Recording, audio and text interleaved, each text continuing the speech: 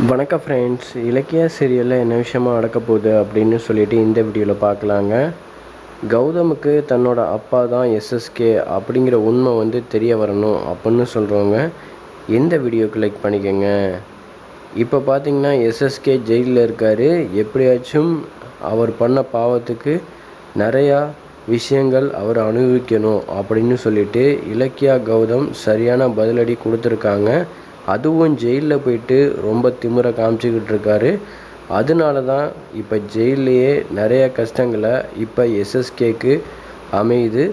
இருந்தாலும் இப்போ பார்த்திங்கன்னா கௌதம் இலக்கியா ரொம்ப சந்தோஷமாக இருக்காங்க. ஏன்னா எஸ்எஸ்கேவை உள்ளே தள்ளியாச்சு, இனிமேல் வெளியில் வர முடியாது, இனிமேல் நம்மளுக்கு ஜெயந்தான் அப்படின்னு சொல்லிட்டு சந்தோஷமாக இருக்காங்க. இந்த சைடு கேப்பில் தான் அதாவது தாஷாயினி பயங்கரமாக பிளான் போடுவாள்.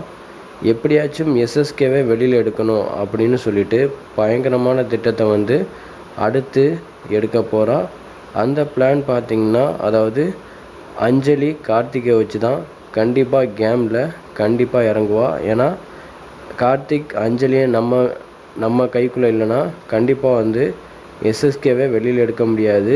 இலக்கியா கௌதமும் கண்டிப்பாக அவங்க பிளான் தான் ஜெயிக்கும் அப்படின்னு தாஷாயினி உஷாராயிடுவா. அதனால கார்த்திக் அஞ்சலியை வச்சு செமையாக இதில் இலக்கியா கௌதமை தோக்கடிக்க பயங்கரமாக பிளான் போடுவா. அதுவும் பார்த்திங்கன்னா பைரவி இப்போ தாஷாயினி எஸ்எஸ்கேக்கு தான் சப்போர்ட் பண்ண போகிறா. இதனால் கௌதம் இலக்கியா அடுத்து என்ன முடிவு பண்ணுறாங்க, அந்த எல்லா விஷயமும் பைரவிக்கு தெரிஞ்சு அதை அப்படியே அஞ்சலி கிட்ட சொல்லி இதில் தாஷாயினி அடுத்து எப்படியாச்சும் எஸ்எஸ்கேவை வெளியில் எடுக்கணும் அப்படின்னு சொல்லிட்டு முடிவு பண்ண போகிறா. ஆனால் இதில் இலக்கியா கௌதமுக்கு மிகப்பெரிய ஆபத்து. தாஷாயினி மூலியமாக நிறைய விஷயங்கள் நடக்கும். அதுக்கான விஷயத்தை தான் தாஷாயினி அடுத்து பண்ண போகிறா. அதே மாதிரி அஞ்சலி பிளான் போடுற விஷயங்கள் இப்போ கார்த்திக்கு அடுத்தடுத்து தெரிய போகுது. சொத்துக்காக தான் இவன் நம்மளுக்கிட்ட நடிச்சுக்கிட்டு இருக்கா. கண்டிப்பாக அந்த சொத்து இல்லாட்டி நம்மளையும் கைவிட்டுருவா. இன்னமும் இவளை நம்பிக்கிட்டு இருந்தால் கண்டிப்பாக நம்மளோட வாழ்க்கை நல்லா இருக்காது. இவளை விட்டு பிரிஞ்சாதான் நம்ம சந்தோஷமாக இருக்கலாம் அப்படின்னு சொல்லிட்டு கார்த்திக்கும் ஒரு முடிவு கண்டிப்பாக ஒரு நாள் எடுப்பார். இப்போதைக்கே அஞ்சலி பேச்சை கேட்டுக்கிட்டு இருக்கனால தான் இப்போ கார்த்திக் சுயமாக எதுவும் முடிவு பண்ண முடியல.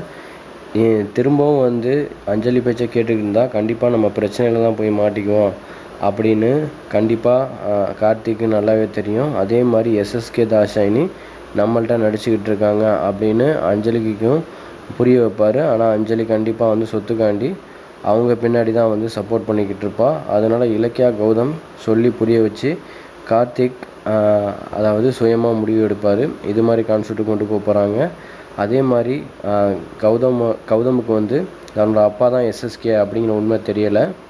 எஸ்எஸ்கே தான் நம்மளோட அப்பா அப்படிங்கிற விஷயம் கௌதமுக்கு எப்போ தெரிய போகுது, அது இலக்கியா ரேவதி அம்மா மூலியமாக கண்டிப்பாக தெரிய போகிறதில்ல. அதை கௌதமே ஒரு நாள் கண்டுபிடிக்க போகிறாரு. அதே மாதிரி எஸ்எஸ்கேக்கு தன்னோட பையன்தான் கௌதம் அப்படிங்கிற விஷயம் தெரிஞ்ச உடனே எஸ்எஸ்கேவும் தெரிஞ்சிருவார். இந்த எபிசோடுக்கு தான் நம்ம வெயிட் பண்ணிகிட்ருக்கோம். என்ன நடக்க போகுதுன்னு வெயிட் பண்ணி பார்க்கலாங்க.